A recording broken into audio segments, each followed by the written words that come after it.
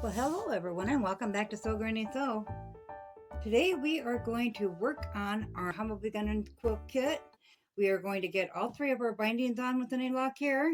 We have a few different sizes and they're all cut out. So we have this one, medium size and a larger size. So we will put them on the quilt in that order. So we're going to start with the small one and go work our way up to the bigger two. So these are cut with the fabric. So as long as your width of fabric is anywhere from the 40 to 44, it will fit on the two ends. I'm anxious to see if the other ones are going to fit. The outside ones are going to fit, or if we're going to have to splice those together, but they should work. So we're going to go ahead and we're going to get started. I did square up my quilt.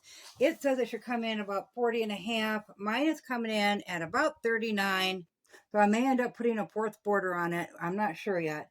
So we're going to go ahead and get started by I'm just going to pin this into place. It is nice and squared up.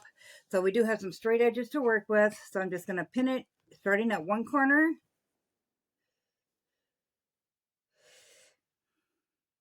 Making sure not to include that selvage because I see I did not get that all the way off. And I'm just going to put it in a couple pins here, maybe 3 or 4. Head to the sewing machine and put a 1/4 inch seam all the way along that. Iron that open, and then we're going to do the opposite side in the same manner. And then I will meet you back here. We'll trim these up and get the other two sides done with this one. We have these extra pieces here at the end. Now it said to fold this in half, find the middle, line it up, etc., etc. I was not going through all that when we could just sew it on and then find the end. It doesn't matter which piece of the thing you sew, as long as it's all the same and you're not sewing the selvage on like right there. I don't think it really matters. So I just went ahead and laid it down and sewed it all the way straight through. And we'll just cut those ends off and get rid of them. And we'll do the same for this side.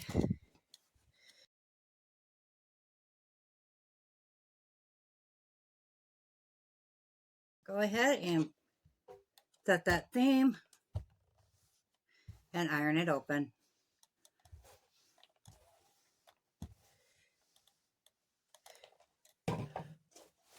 And we'll just keep scooting along on it until we get all the way to the other end.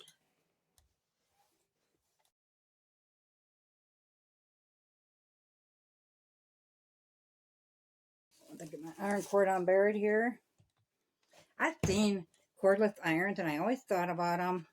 I'm thinking about investing in one of those. Right now, my husband is going to get me, I'm very fortunate, a vacuum quilt cutter for Christmas.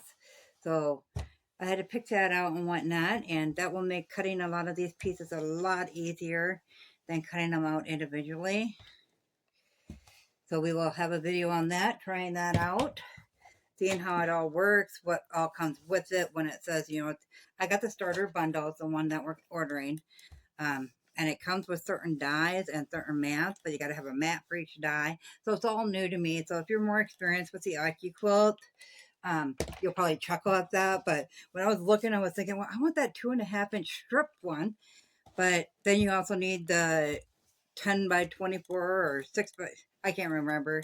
They got a new one out and it's got 3 strip pieces on the same die. So for the 2.5 inch. So then you also need the bigger cutting mat. But they got a Go Me, Go Me, that you can do minute stuff, you know, if you're just starting off. So I thought about that one. I thought, well, I quilt almost every day, and that's going to take forever to get that done. But you can, it says you can cut up to 6 pieces of cotton at a time. So that'd be 6 squares even with the mini.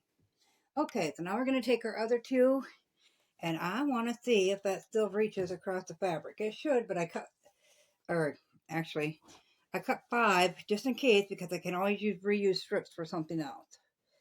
Put that on there.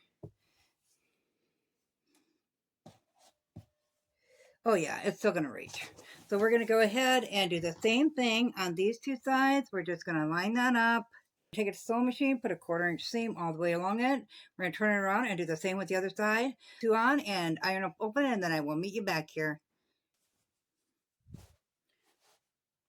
Okay, so we have the first border on. It's looking really nice. So now we're going to get ready to put the second border on. And the second one is in the beige or ivory or whatever color you want to call it. They call it cream. So all it says is repeat the borders. So it doesn't say about splicing or nothing like that. But we know that there will be some splicing at one point. They have all theirs on the same sides. So we're going to go ahead and start with that side again. Going to lay that out. Take one of the border strips, put that down there, line that up at the end, pin that into place, and then we'll go ahead and put a few more pins in along the way just to get it started.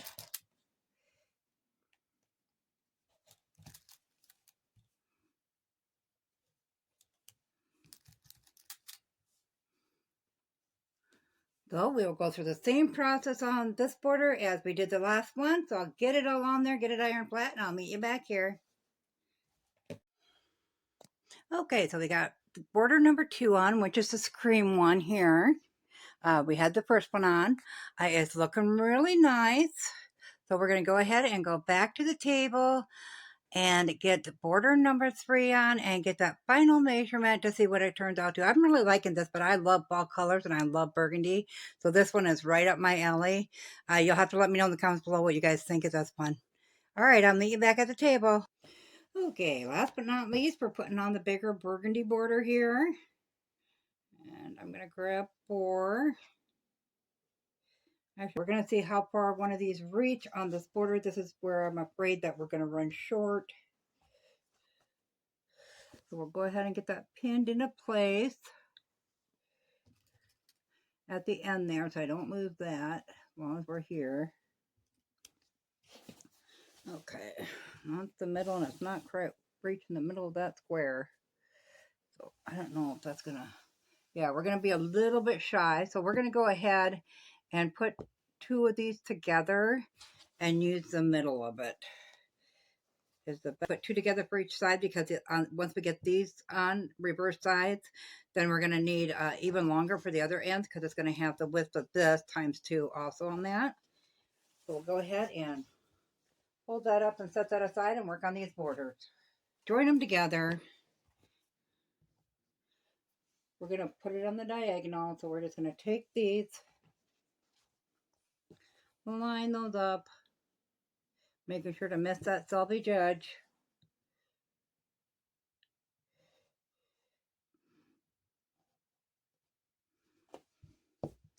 Pin that into place.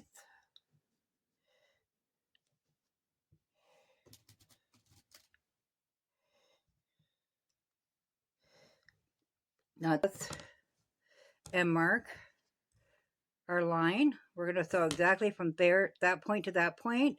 So you might need to pull one of these out for that. And I'm going to put that there. So we're just going to line that up from that very point to this very point. We're going to draw that line.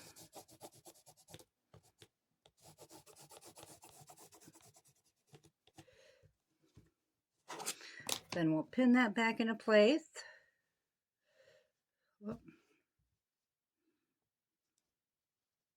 And we'll go ahead and sew that on the diagonal. And then I'll bring you back and show you what to do next. You know, yes, I've still got my white thread in the machine. I don't want to get a dark thread on that white or the cream colored fabric, so I thought it was easier to do this. So now if you want, you can just take your ruler and your rotary cutter. You can do this with scissors as well. I'm just going to do it with this. So I know I got a nice 1/4 inch on there. Line your 1/4 inch mark up with that seam. And we'll go ahead and cut that down. We'll hang on to that, put it in our scrap bucket.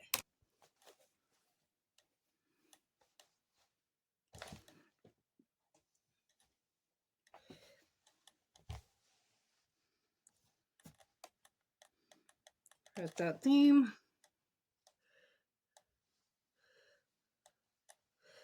Everybody does this differently. I like to open mine so it lays a lot flatter.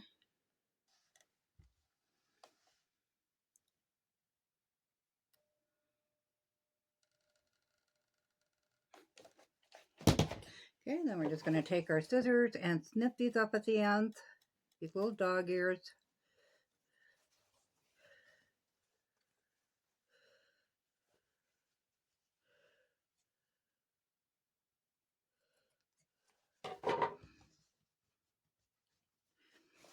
And we have an extended piece of that size of border. I don't know what that's from.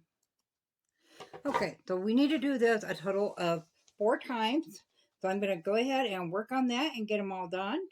And then we'll get them put onto the quilt top. Okay, now that we have our borders made, we're going to go ahead and we're going to fold our quilt top in half along the edge we're going to start with. Get those nice and lined up, and we're going to mark that middle with a pin.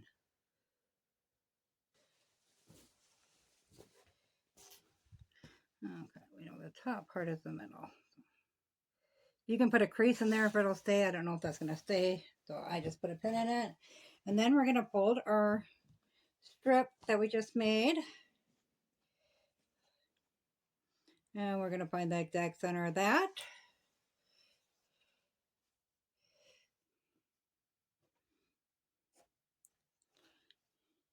Make sure we got this on the right side.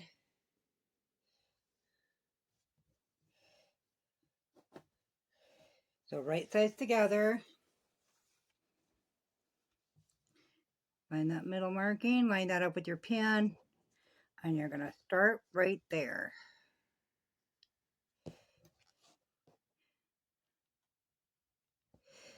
Okay, once you get that one pinned, then you can go ahead and go down both each end and pin those into place.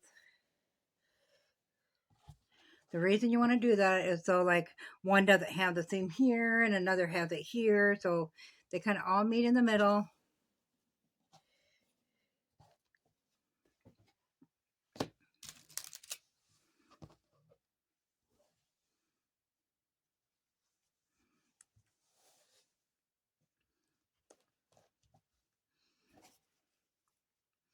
And you should only have to work your way to the end on one side, because you'll start at that end and then the other one will just go in place as you're sewing along.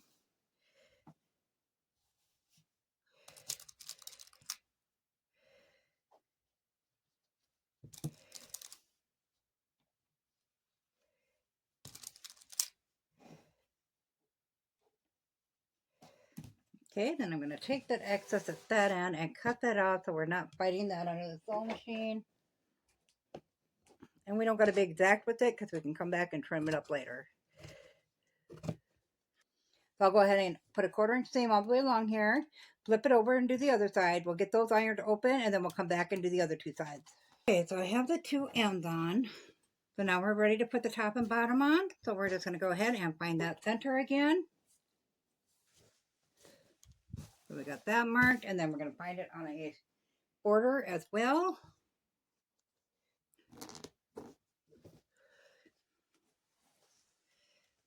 Once again, we're going to put them two together. Line it up, put a pin in it, and we'll work at that end.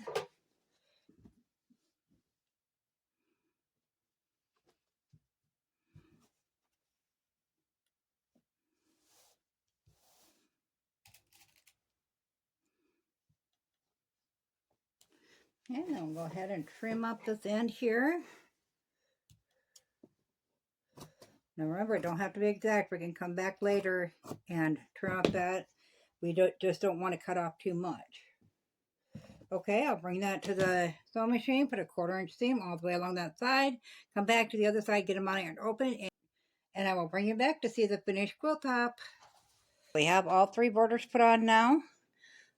I don't have a spot in the sewing room big enough to show you, but I will show you here.